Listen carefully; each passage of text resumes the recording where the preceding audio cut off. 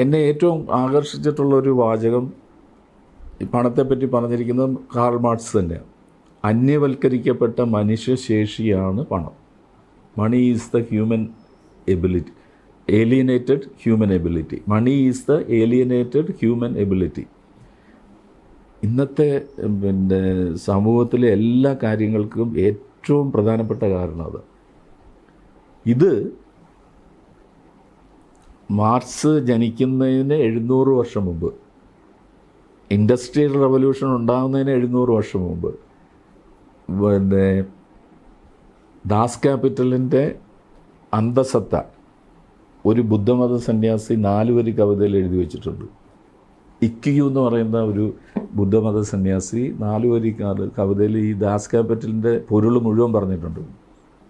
അദ്ദേഹം പറയുന്നത്, അദ്ദേഹത്തിൻ്റെ എക്സാക്റ്റ് ലൈനല്ല, അതിൻ്റെ ട്രാൻസ്ലേറ്റ് ചെയ്ത് പറഞ്ഞാൽ, the root cause for all illness of this nation is in the accumulated wealth of the few. മുഴുവൻ പ്രശ്നം അതാണ്. ഇത് ഒരു ബുദ്ധമത സന്യാസി 750 വർഷം മുമ്പ് പറഞ്ഞു, കാൾ മാർക്സിന്. So you can see that thought process and the ideas which is intermingling എല്ലായിടത്തും. അപ്പോൾ മതം ഒരു മതത്തിനകത്ത് നിന്ന് ഒരാൾ പറഞ്ഞത്. സോ അത് ഇപ്പുറത്ത് ഇത്തരത്തിലുള്ള ഒരു സയൻറ്റിഫിക് റവല്യൂഷനോ ഒന്നും അന്ന് ഉണ്ടായിട്ടുമില്ലെന്ന് ആലോചിക്കണം. എന്നിട്ടും ആ പ്രധാനപ്പെട്ട കുറ്റത്തെ കണ്ടുപിടിക്കാനായിട്ട് പറ്റി. സോ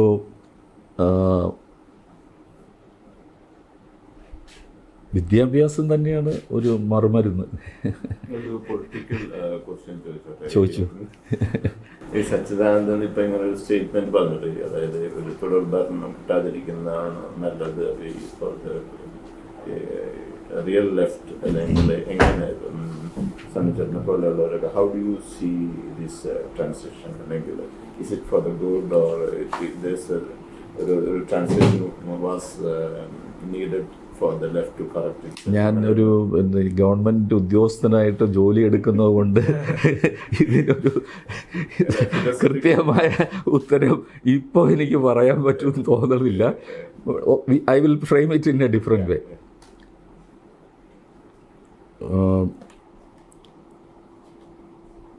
ഒരു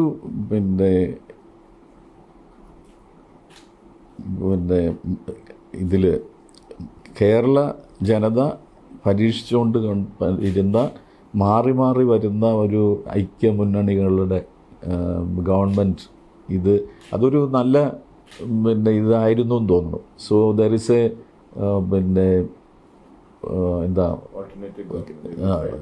അതിൽ അപ്പം എന്ന് വെച്ച് അത് പരസ്പരം അറിഞ്ഞുകൊണ്ട് അതിൻ്റെ തുടർച്ചയാണ് എല്ലാവരും. അതിപ്പം നമ്മളുടെ ഭരണത്തിൻ്റെ ഇടയിൽ ഒരു ഗവൺമെൻറ് തുടങ്ങി വെച്ചാൽ എല്ലാ കാര്യവും അപ്പാടെ എടുത്ത് കളഞ്ഞിട്ട് പുതിയൊരു ഗവൺമെൻറ് പിന്നെ ഒന്നും അത് അങ്ങനെയല്ല ഉണ്ടായിട്ടുള്ളത്, അല്ലേ? അപ്പോൾ ആ ഒരു തുടർച്ച അതിലുണ്ട് എന്തായാലും. സോ ഐ തിങ്ക് ഇൻഡിപെൻഡൻ്റായിട്ട് ഞാൻ ആലോചിക്കുമ്പോൾ ഒരു പക്ഷേ ആ ഒരു ഇതിലേക്കായിരിക്കും മാറ്റം വന്നത് ആണോ പ്രശ്നമുണ്ടായത്?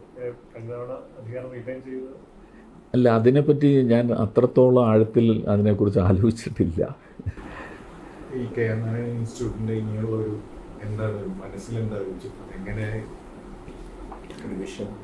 ഇതിൽ നമുക്ക് ഒരു കാര്യം നമുക്ക് മനസ്സിലാക്കേണ്ടത്, നമ്മളുടെ ബഡ്ജറ്ററി അലോക്കേഷൻസ് നമുക്ക് വളരെ ലിമിറ്റഡ് ആയിട്ടുള്ള ഒരിതാണ്. പക്ഷേ മറ്റ് പൊതുമേഖലാ വിദ്യാഭ്യാസ സ്ഥാപനങ്ങളെക്കാളും വളരെ കൂടിയ ഒരു ബഡ്ജറ്റ് അലോക്കേഷൻ നമുക്കുണ്ട്. ഇപ്പോൾ ഈ വർഷം 26-27 തന്നെയാണെങ്കിൽ 11.5 കോടി രൂപയോളം ഉണ്ട്. അപ്പോൾ ആ 11.5 കോടി രൂപയിൽ ആ 11.5 കോടി രൂപയും നമുക്ക് കിട്ടുകയാണെങ്കിൽ നമുക്കത് ഭംഗിയായിട്ട് നടത്തിക്കൊണ്ട് പോകാൻ പറ്റും. പക്ഷേ എല്ലാ ഗവൺമെൻറ് സാഹചര്യങ്ങളിലും എല്ലാ സ്ഥാപനങ്ങളിലും ഈ പറഞ്ഞത്രയും ഒക്കെ ഒരിക്കലും അത് എല്ലാവർക്കും അറിയാവുന്ന കാര്യം, അത് ഒരിക്കലും അതിലേക്ക് എത്തില്ല. എങ്കിൽ പോലും ഇമ്മീഡിയറ്റായിട്ട് നമുക്കിവിടെ വേണ്ടിയിരിക്കുന്ന ഒരു വസ്തുത എന്ന് പറയുന്നത് ഉപകരണങ്ങളുടെ പുതുക്കുക എന്നുള്ളതാണ്. അപ്പോൾ അത്തരം കാര്യങ്ങളാണ് എനിക്ക് ഏറ്റവും ആദ്യം ഇപ്പം എൻ്റെ ശ്രദ്ധയിൽ ഉള്ള ഒരു കാര്യം. മോഡേണൈസേഷൻ എന്ന് പറഞ്ഞാൽ ക്യാമറകളുള്ള മോഡേൺ ക്യാമറകൾ തന്നെയാണ്, പക്ഷേ അതെല്ലാം വർഷങ്ങളായിട്ട് ഉപയോഗിക്കുന്നത് കൊണ്ട് അതിൻ്റെ വെയർ ആൻഡ് ടിയർ ഉണ്ട്. അപ്പോൾ ഒരു ഇലക്ട്രോണിക് കമ്പ്യൂട്ടർ തന്നെ ഗവൺമെൻറ്റിൻ്റെ ഇതിൽ 5 കൊല്ലം അതിന് ലൈഫ് പറയുന്നുള്ളൂ. ഇതൊക്കെ ഇപ്പോൾ 10 കൊല്ലമായി. അപ്പം ആ ഒരു തരത്തിൽ അതിനെ പുതുക്കണം. ഒരു നമ്മുടെ ചുറ്റുമുള്ള പിന്നെ രാഷ്ട്രങ്ങളിൽ നിന്നും ഒക്കെ വരാവുന്ന, ഇപ്പം ഇത് ശ്രീലങ്കയിൽ നിന്നോ പിന്നെ ബംഗ്ലാദേശിൽ നിന്നോ നേപ്പാളിൽ നിന്നോ നമുക്ക് ചുറ്റുമുള്ള ഞാൻ ആദ്യം ഇതിനെപ്പറ്റി ആലോചിച്ചിട്ടുള്ളപ്പോൾ സാർക്ക് കൺട്രിയിൽ നിന്നുള്ള എല്ലാ രാജ്യങ്ങളിൽ നിന്നും വരാവുന്ന തരത്തിൽ നമ്മുടെ ഈ കേരളം, പ്രത്യേകിച്ച് കേരളത്തിലേക്ക് വരാൻ എല്ലാവർക്കും ഒരു താല്പര്യമുള്ളതുകൊണ്ട് ആ തരത്തിൽ ഇതിനെ ഒരു ഇൻ്റർനാഷണൽ ഹബ്ബായിട്ട് ഫിലിം സ്റ്റഡീസിൻ്റെ മാറ്റിയെടുക്കണം എന്നുള്ളൊരു മനസ്സിൽ പലപ്പോഴും വരും. പക്ഷേ അതിൻ്റെ തുടക്കം എന്നുള്ള രീതിയിൽ നമ്മുടെ ഇന്ത്യയിൽ തന്നെ അറിയുന്ന ഒരു പിന്നെ ഒരു ഫിലിം ഇൻസ്റ്റിറ്റ്യൂട്ടായിട്ട് നല്ല അധ്യാപകരും നമുക്ക് വേണം. ഇപ്പോൾ ഉള്ളവർ നല്ല അധ്യാപകരുണ്ട്. അപ്പോൾ അതിൻ്റെ കൂടെ അതിനെ സപ്ലിമെൻ്റ് ചെയ്തിട്ടുള്ള നമുക്ക് എൻ്റെ പിന്നെ മേലിൽ എനിക്ക് നിർദ്ദേശം തന്നുകൊണ്ട് ഞങ്ങളുടെ ചെയർമാനായിട്ടുള്ളത് സയ്യിദ് മിർസ സാറാണ്. അപ്പോൾ സയ്യിദ് മിർസ സാറിൻ്റെ വിഷൻ ഇതൊക്കെ ഒരു ഐഡിയലായിട്ടുള്ള ഒരു ഏറ്റവും ഊഷ്മളമായ പിന്നെ സ്നേഹം നിറഞ്ഞ ഒരു ക്യാമ്പസായിട്ട് ഇതിനെ മാറ്റണം. അല്ലെങ്കിൽ ഒരു പിന്നെ ആർട്ടിൻ്റെ ഒരു കലയുടെയും പിന്നെ രാഷ്ട്രീയത്തിൻ്റെയൊക്കെ ഏറ്റവും നല്ല മാതൃകകളായിട്ട് ഇവിടെ ഈ പിന്നെ ക്യാമ്പസിനെ മാറ്റണമെന്നുള്ള ഒരു സ്വപ്നം അദ്ദേഹത്തിനുണ്ട്.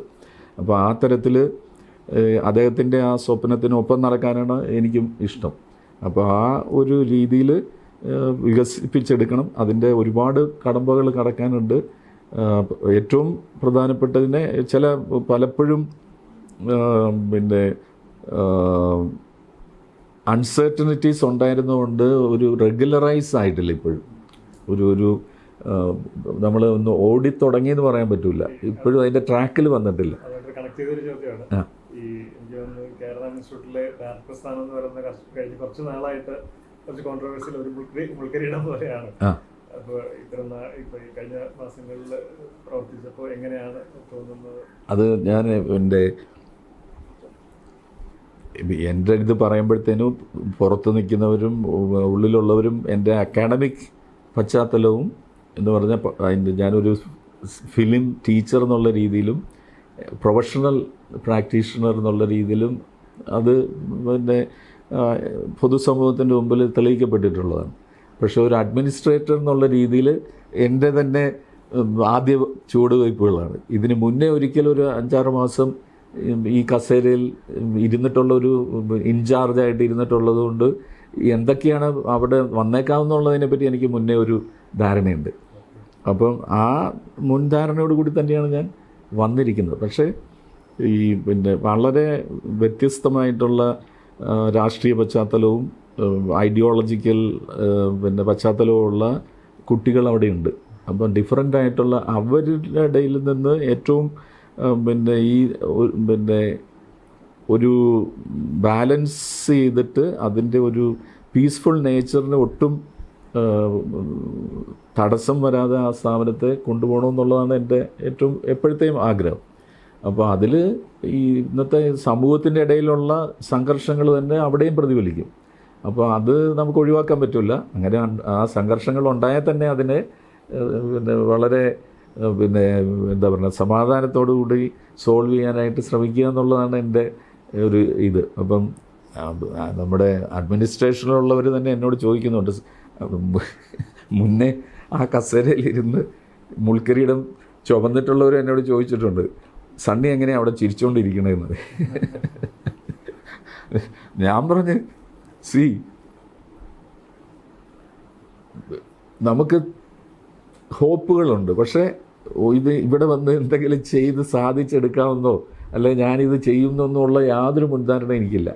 അപ്പം പിന്നെ അതിൻ്റെ ഡേ ടു ഡേ എക്സിസ്റ്റൻസിനെ ഞാൻ മുന്നേ പറഞ്ഞ പോലെ തന്നെ വീണ്ടും ഡേ ടു ഡേ എക്സിസ്റ്റൻസിൽ അതിനെ എങ്ങനെ മെച്ചപ്പെട്ട രീതിയിൽ ചെയ്യാം. അപ്പോൾ അത് നമുക്ക് വിചാരിക്കാൻ പറ്റാത്ത ഒത്തിരി കാര്യങ്ങൾ പിന്നെ ഞാനവിടെ ഇരിക്കുന്നതുകൊണ്ട് ഒരുപക്ഷെ മറ്റൊരു ഡയറക്ടർ ഇല്ലാത്ത പെട്ടെന്ന് എടുക്കാവുന്ന ചില കാര്യങ്ങൾ എനിക്ക് ചെയ്യാൻ പറ്റും. ഇപ്പം ഞാനിവിടെ വരുമ്പോൾ 6 മാസമായിട്ട് പ്രൊജക്ടർ കേടായിട്ട് 200 പേർക്ക് ഇരിക്കാവുന്ന ആ മെയിൻ തിയേറ്റർ ഫങ്ഷണലല്ല. അതിൻ്റെ പേരിൽ തന്നെ പിന്നെ അക്കാഡമിക് ഇവാലുവേഷനും മറ്റു കാര്യങ്ങളും സ്റ്റാൻഡ് സ്റ്റില്ലായിട്ട് നിൽക്കുമ്പോഴാണ് ഞാൻ വരുന്നത്. ഡയറക്ടറുടെ ഒരു ഗ്യാപ്പ് വന്നായിരുന്നു അല്ലേ? ജിജോയിൽ പോയി കഴിഞ്ഞാൽ പിന്നെ ഒരു ഇൻചാർജായിരുന്നു.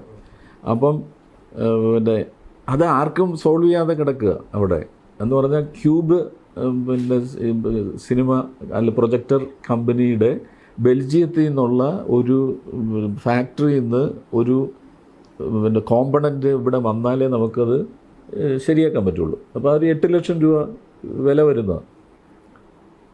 അപ്പോൾ അത് എങ്ങനെ വരും എന്നുള്ളത് ആർക്കും ഒരു എതിർത്തില്ല. അവർ പറയുന്നത് ഇപ്പോൾ യുദ്ധമാണ്, അതാണ് ഇതാണെന്നൊക്കെ പറഞ്ഞാൽ അത് വരുന്നില്ല.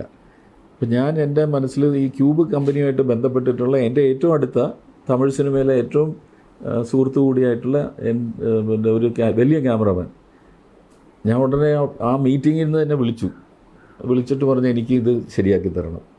അപ്പോൾ ക്യൂബ് സിനിമയിലെ കമ്പനിയിൽ വിളിച്ചിട്ട് ഇത് പറയണമെന്ന് പറഞ്ഞു. അപ്പോൾ എനിക്ക് അവിടുത്തെ അഡ്മിനിസ്ട്രേറ്ററിൻ്റെ നമ്പർ തന്നു. അദ്ദേഹം ഈ ബെൽജിയം കമ്പനിയിൽ വിളിച്ചിട്ട് ഉടനെ ഞങ്ങൾക്ക് ഇത് വേണമെന്ന് പറഞ്ഞ് അത് അടുത്ത 15 ദിവസം കൊണ്ട് അത് വന്നു.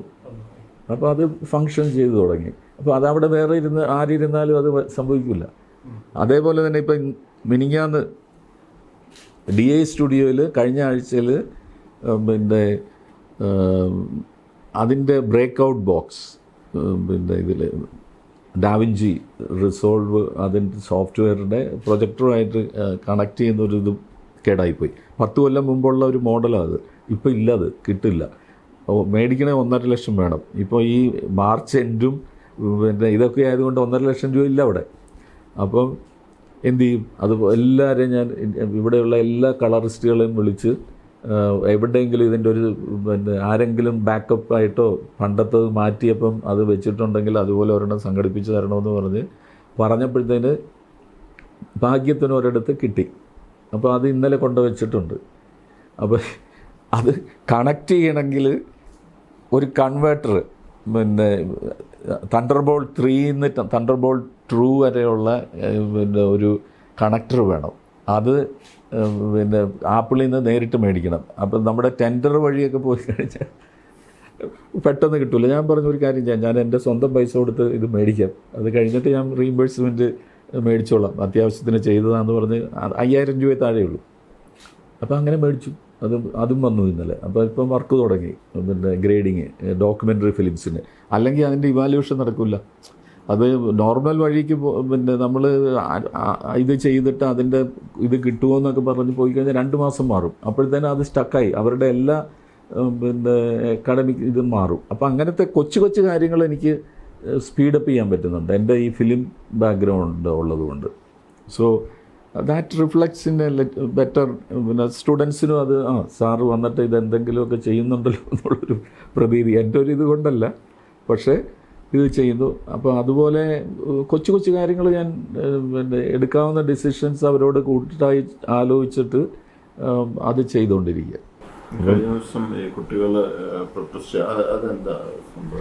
അത് അവിടെ നമ്മൾ പുറത്തുനിന്ന് ആർക്കും ഒരു നിശ്ചിത ഫീസ് തന്നിട്ട് വന്ന് കാണാനും ഒക്കെയുള്ളൊരു സൗകര്യം ശനിയാഴ്ച ദിവസങ്ങളിൽ ക്ലാസ് അന്ന് ഇവർക്ക് ലൈബ്രറി ടൈമൊക്കെ ആയിട്ടാണ്. അപ്പോൾ ആ ദിവസങ്ങളിൽ വന്ന് കാണാമെന്ന് പറഞ്ഞിട്ട് ഒരു സംഘം ആളുകൾ അവിടെ വന്നപ്പോഴത്തേന് കുട്ടികളുമായിട്ട് വന്നപ്പം അവരെ അവിടെ കയറാൻ അനുവദിക്കില്ല എന്ന് പറഞ്ഞ് കുറച്ച് 4-5 പേര് വന്നിട്ട് ബഹളം ഉണ്ടാക്കി.